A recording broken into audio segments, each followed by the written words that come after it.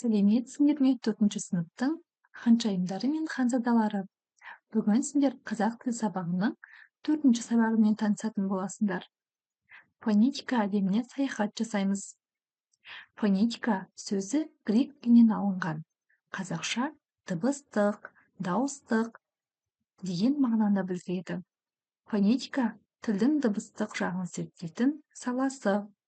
Ол тіл дыбыстарын, олардың жасалу жолдары мен естілуін қарастырады. Енді бірінші тапсырмаға назар аударайық. Ертегіні оқу барысында жақша ішіндегі тапсырмаларды қимылды қосып орындап көр.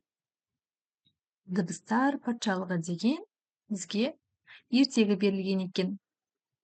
Осы ертегіні оқи отырып, жақша ішіндегі сөздерді біз қимылымызбен көрсетуіміз қажет. Ал ендеше оқиық.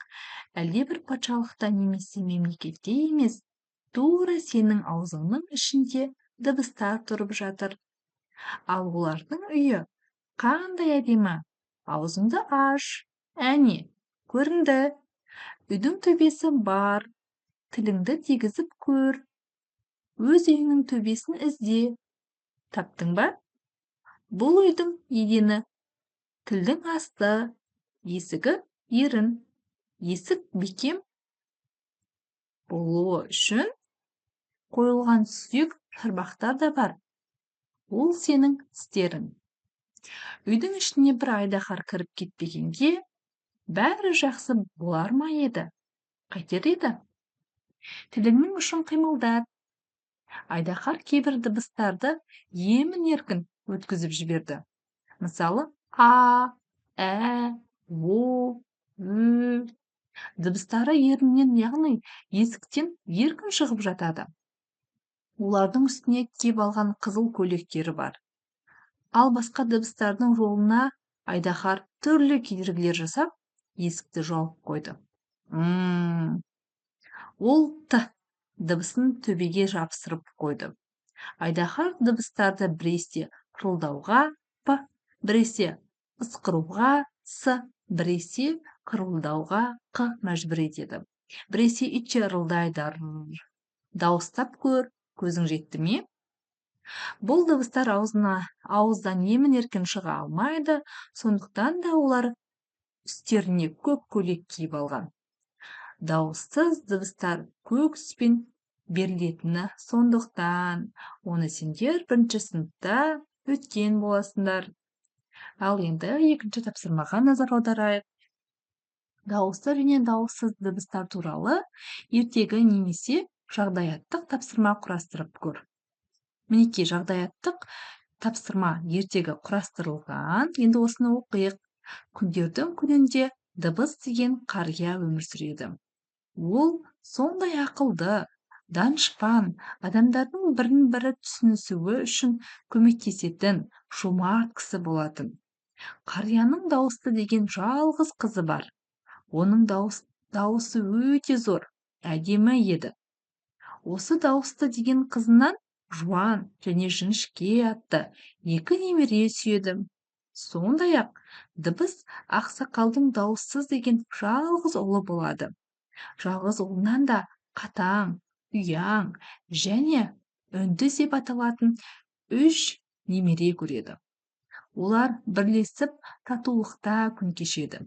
Әрдайым халықтың сауатын ашып, адамдардың түсінісіп, қарым-қатынас жасауына үнемі қол ұшын тигізіп жүреді.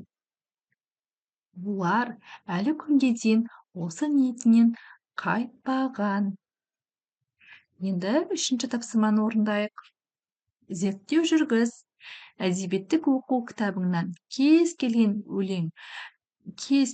өлеңді ашып оқы. Өлеңде буын үндестігіне бағынбайтын сөздер кездесе ме? Анықта. Өлеңнен айтылуы мен жазылуына өзгешелігі бар сөздерді тап. Олардың айтылуы мен жазылуын салыстыр. Өлеңнен сөздердің аралығындағы дыбыс үндестігін тауып көр. Мінекей балалар, біз әдебиеттік оқудан мына бір өлең жолдарын алып алдық.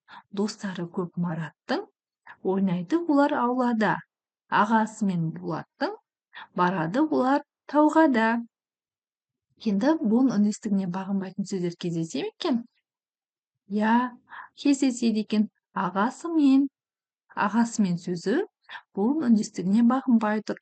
Өйткені ағасы деген бізде жуан, мен жіңішке, яғни буын үндестігіне бағынып тұрған жоқ. Енді бізге айтып тұр. Айтылу мен жазылуында өзгешелігі бар сөздер кездесе ме деп? Әрине кездеседі. Жазылуы. Неге айтылу? Яғни орфографияны сұрап тұр. Жазылуы ағасымен деп жазатын болсақ, айтқан кезде біз ағасы ыны тастап, ағасымен деп айтады екенбіз. Жазылуында барады деп жазатын болсақ, біз айтқан кезде барады деп әрпін түсіріп қояды екенбіз. Мінекей балалар, енді 4-ші тапсырма құрастырған ертегіңді немесе жағдаяттық тапсырмаңды сынып алдында қорғауға дайындал. Яғни, бұны 2-ші тапсырманы айтып отыр. Осы құрастырған жағдаяттық ертегімізді сынып алдында айтуға дайындалады екенбіз. Дыбыс үндестігі мен буын үндестігі бойынша жүргізген зерттеуді қорыт. Балалар, бүгінгі сабағымыз аяқталды. Сіздерге сабақ қызықты болса, осы каналға жазылып, лайк басуды ұмытпаңыздар.